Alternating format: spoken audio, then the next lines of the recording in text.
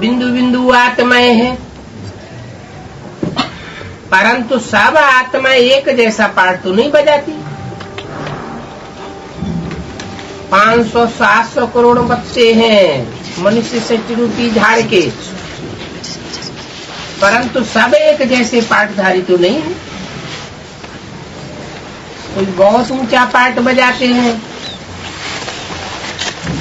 तो जो भी पार्टधारी है उन पार्टधारियों में ऊंचे से ऊंचे पार्टधारी कौन है, आखिरी में उसका परिचय देना पड़ता है। ऊंचे ऊंचे पार्टधारी को याद करेंगे तो ऊंचे ऊंचे बनेंगे। वो हमारा बाप है, उसको ऊंचे ऊंचे भगवान कहते हैं। भगवान क्यों कहते हैं? उसको इंसान क्यों नहीं कहते?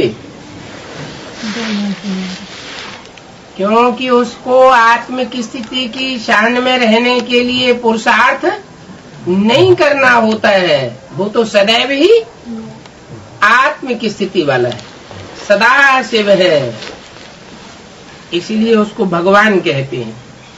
भगवान क्या है? क्या है?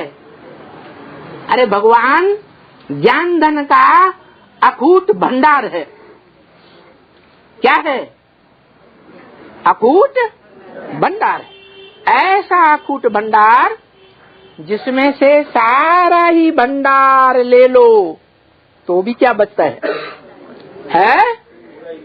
तो भी संपूर्ण ही बचता है, कभी खत्म होता ही नहीं। तो दिव्य का मतलब है ज्ञान की दिव्यता से भरा हुआ। दिवस दिन को कहा जाता है, जहां रोशनी ही रोशनी होती है। भूत प्रेत प्रवेश करते हैं, उसमें ज्ञान की रोशनी कोई भरी हुई होती है क्या? और भगवान प्रवेश करते हैं तो प्रवेश करने के बाद जो कुछ भी सुनाते हैं उसमें ज्ञान की रोशनी भरी हुई है या नहीं भरी हुई है? इसलिए दिव्य जन्म है। मंथन, अरे मंथन भी तो अधूरी स्टेज है ना, है कि भगवान की स्टेज है? मंथन करता है, मनन चिंतन मंथन करता है तो मन का उपयोग करता है ना, है? हाँ, और भगवान को मन होता है क्या? है? भगवान को तो मन ही नहीं होता है। जो मनन चिंतन मंथन करे, और उसे मनन चिंतन मंथन करने की दरकार भी नहीं है। क्यों? क्योंकि वो तो अजन्म है, अकर्ता है, अभोक्ता है, त्रिकालदर्शी है। जन्म मरण के चक्कर में न आने से वो तो सब कुछ जानता है पहले से। तो किस बात का मनन चिंतन मंथन करेगा? हाँ, किसको कहा जा सकता है भगवान? भगवान तो उसे कहा जा सकता है जो देह में जिसकी बुद्धि 1 सेकंड भी न टिके, क्योंकि वो जन्म मरण के चक्र में नहीं आता। क्यों नहीं आता? वो भोगी नहीं है, अभोक्ता है। क्या? इस सृष्टि रूपी रंगमंच पर पार्ट बजाने वाली आत्माओं में एक ही आत्मा है जो अभोक्ता है, बाकी सब भोगी।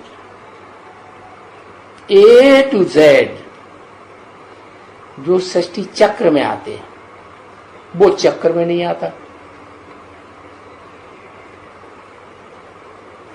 वो चक्र में आए तो फिर इनकी गिनती में भी आ जाए। कौन नहीं चक्र में आता? शिव नहीं आता चक्र में।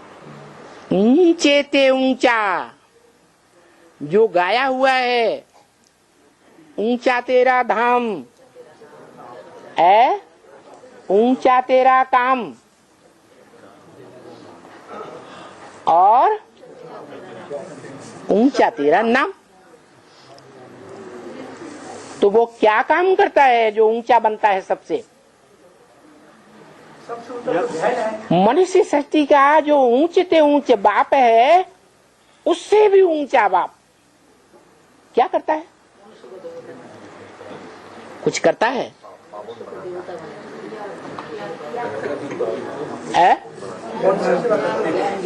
वो सिर्फ है सच्चाई का, ज्ञान का दान देता है और कुछ नहीं करता।